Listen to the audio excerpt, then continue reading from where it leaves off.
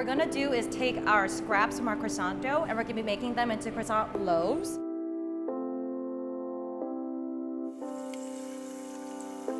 This is all the trim from the croissant we've been making.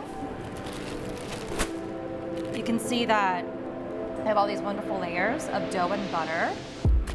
And that's what's gonna make our croissant loaf really tender and tasty. Take this to the machine or the shader. Each pass that I do will make it a little bit thinner. I like to go down to about 8 millimeters. And that just helps really integrate it and bring it together. So I'm gonna wrap it up so it doesn't dry out. So I'm actually gonna rest this in the fridge for a little bit, maybe like 5 minutes.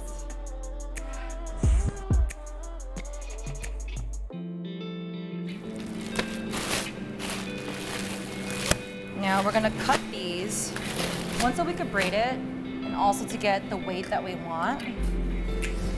It's about 1.5 inches, eyeballing it a bit, doesn't have to be too exact.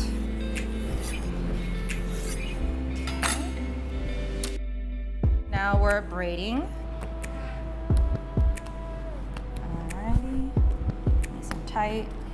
If you don't make it nice and tight, there'll be a bunch of holes in your loaf. You don't want that. Because a lot of times these loaves, we slice them before we use it. So you want to see a nice, beautiful crumb in there. Okay. And again, to achieve a really nice crumb, we found that sort of contracting it and giving it a nice roll. It gets out any air bubbles, any gaps. It's a nice, beautiful loaf. That way, when it's sliced open for French toast, it has a nice uniform crumb.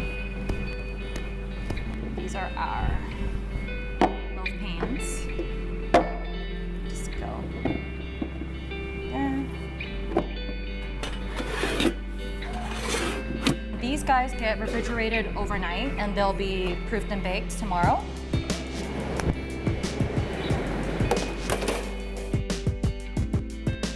This is the finished croissant loaf.